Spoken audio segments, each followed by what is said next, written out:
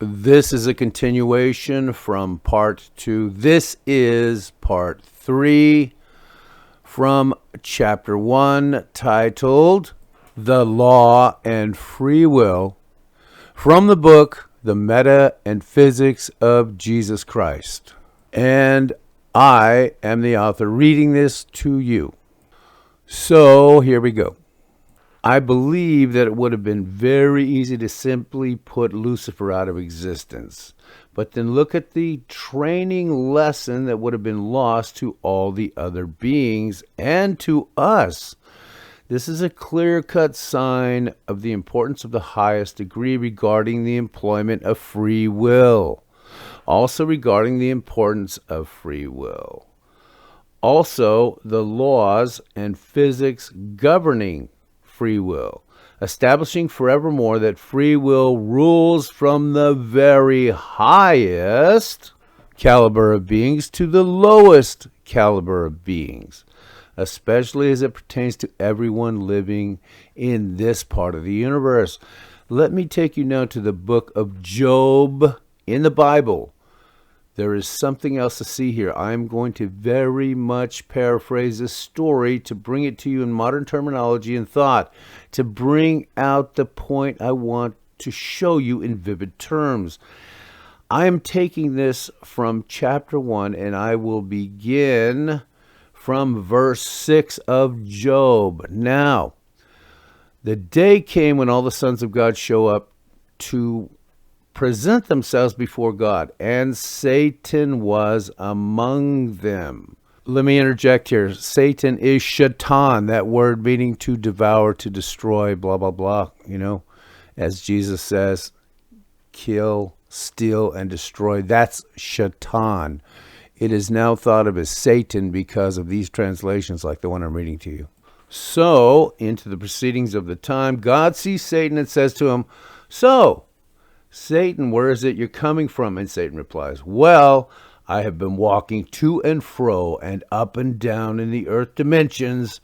After all, this is my new design and residence." God merely smiles with the look of compassion and the knowledge of what good has come out of all of this tragedy. Then he says, "Well, Satan, have you considered my servant Job? He is unique in his way of doing things and is upright and is righteous in his heart towards me." God's saying this in a way of being like a father at the moment, wanting to drive the lesson home to the son who has just simply gotten out of hand. Then Satan says, "Yes, Father, I know what your point is here. After all, through the law, I am now earthbound. But look, why shouldn't he be righteous and be in total awe of you? You put a protection around him, and you bless everything he touches and make him and all his family and partners rich. Of course he would stay clear from darkness and worship you day and night. What mortal wouldn't? Given those circumstances." Then God ponders upon what his creation has just told him.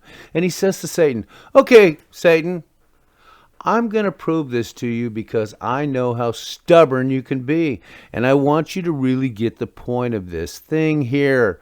Your powers are now over the evil ones and the darkness and even the ones that maintain much of the ecosystem of planet Earth. And by the way, let me just remind you that this was your choice.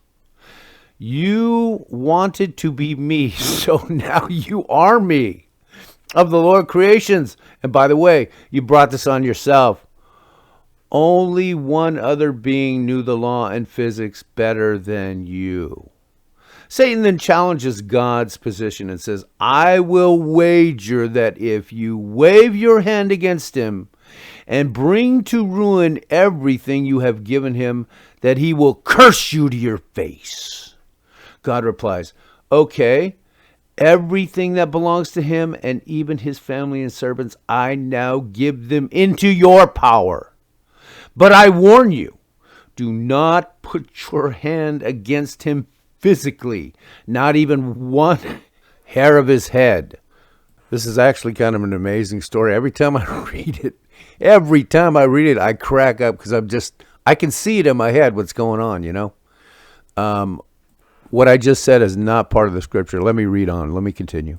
So Satan goes away from God, and the next thing you know, Job loses all he has. And his whole family and all his servants were suddenly killed, except for the ones who survived to bring back the news. Read verse 13 for the details. What we see is that not only did Job not curse God, but with his understanding of righteousness and physics of the law, he says in verse 21, and this is Job talking, naked come I out of my mother's womb, and naked shall I return thither. The Lord gave, and the Lord hath taken away. Blessed be the name of the Lord. The story goes on from there, and it gets much, much worse for Job. Still, Job blesses God. For Job understood his position in the creation and also the physics of it. Job employed his own free will in the direction that was designed to continue to have his heart upon God and all the ways of God that Job knew of. The story is worth reading. In the end, we see that Job ends up with a life 10 times better than the one he had before, and that Satan learns a lesson in humility from no less than a mortal. The lesson comes because the law and physics of Jesus Christ applies to all beings, both great and small. The law is no legislation. The law is high physics. It is meta. Now, in parentheses, we will also be looking at the word righteous and righteousness and what these words really mean in parentheses. Now, there is much more to this than I have given in the first several pages. It is so intertwined with the following chapters that more of the explanation will come clearer as you continue. In short, however, we have seen some of the overwhelming evidence that screams loudly from the rooftops of creation itself. I hope your mind is becoming a little bit more open about the differences between rules and commandments and actual laws.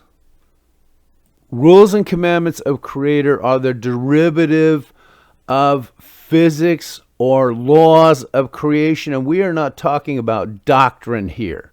We live in a most unique time in the history of this earth, or in the age and time frame of this earth anyways. As for what went on in the ages before this one, we will never really know.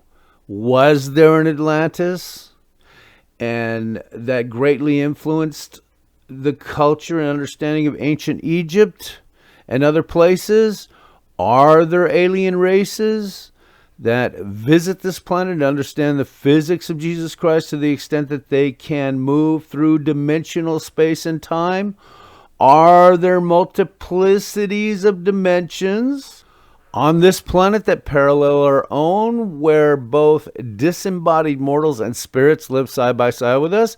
The answer to all of these questions and many more will be found in the knowledge of the laws and physics of Jesus Christ and in the meta of creation. I have two simple questions for you before we move on to the next chapter. Do you really desire to know the true nature of God and creation? Are you bold enough in your desire and thirst for the knowledge of God that you would open your mind and direct your own free will into the physics of Jesus Christ and dare to ask both why and how? This is the end of chapter 1. The end of chapter 1. We will now move to chapter 2.